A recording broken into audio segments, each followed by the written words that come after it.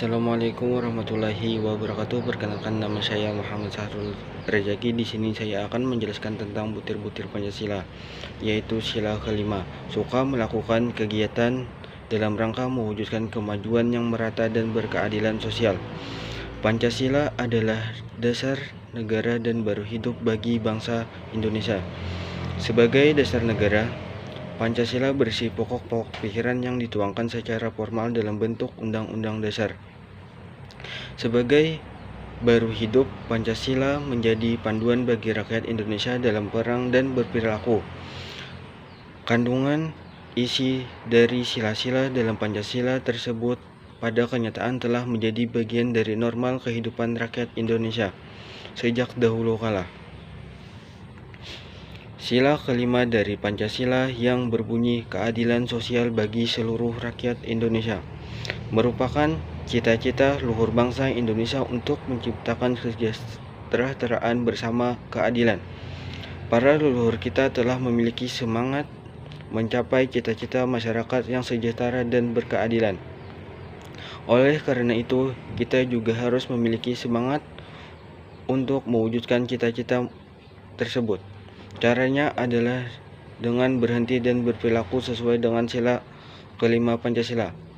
Malah sikap dan perilaku yang tidak sesuai dengan sila kelima Pancasila harus kita hindari. Contohnya apa sih? Yaitu 1. Berlaku adil sesama manusia. Ya, kita harus berlaku adil, tidak boleh mengadil atau berpihak pada satu orang saja. Kita harus memahami yang terjadi dan mencari permasalahan sampai tuntas, dengan begitu bisa mengerti ini permasalahannya. Agar tidak ada kesalahpahaman atau kecemburuan di antara permasalahan ini, contoh yang terjadi di kehidupan atau bahkan hampir semua orang merasakan hal yang sama. Misal, saya mempunyai 3 teman dengan latar belakang berbeda, kulit juga berbeda. Orang A hidup penuh kekayaan dan berkulit putih bersih. Orang B hidup sederhana dan berkulit sawo matang, sedangkan orang C hidup keterbatasan dan berkulit hitam.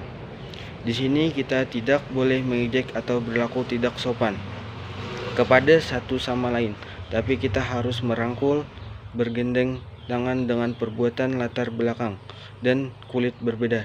Dengan begitu mereka akan terbuka dan nyaman satu sama lain. 2. Tidak menyalahgunakan fasilitas umum untuk kepentingan pribadi. Nah, pasti di sini ada yang menyalahgunakan fasilitas umum untuk kepribadian sendiri atau pribadi, atau yang bisa disebut rakus atau tidak merasa puas apa yang sudah ada dan ingin bertambah-tambah terus demi kepentingan pribadi. Itu tidak boleh karena mengganggu kehidupan orang lain. 3. Melakukan kegiatan yang bermanfaat untuk kepentingan bersama. Contohnya, misal kita tiap 1 tahun sekali merayakan HUT kemerdekaan Republik Indonesia. Bagaimana melakukannya? Yang saya lakukan adalah mengikuti dan menjadi panitia HUT kemerdekaan dengan benar dan bertanggung jawab. Tahun lalu saya ditugaskan menjadi dirjen dan panitia anak-anak untuk membuat anak-anak bisa ikut ke dalam hari kemerdekaan. Menjadi dirjen dan panitia anak tidaklah mudah. Kita harus bersikap hibawa dan sabar terhadap anak kecil yang saya ajarkan. Menjadi dirjen harus bersikap pemimpin dan juga panitia anak harus percaya diri dan komunikasi dengan baik agar warga merasakan dan menghayati dalam acara tersebut. 4. Gotong royong. Kita hidup berdampingan satu sama lain dan kita juga harus merawat dan menjaga lingkungan sekitar kita agar tetap bersih dan sehat. Bagaimana caranya? 1. Kita harus mengikuti kegiatan kerja bakti setiap bulan 2 kali. 2. Kita harus membantu atau tolong menolong orang lain ketika kesusahan. 3. Kita harus menjaga dan memelihara lingkungan kita dengan tidak membuang sampah sembarangan, membersihkan selokan, memperbaiki jalanan rusak, dan lain-lain. Kita melakukan harus dengan hati yang niat, ikhlas, dan dengan senang hati tanpa ada keterpaksaan. 5. Menghormati sesama. Nah, ini paling penting, kita sebagai manusia harus menghormati baik hak, kepercayaan, pendapat, bagaimana caranya.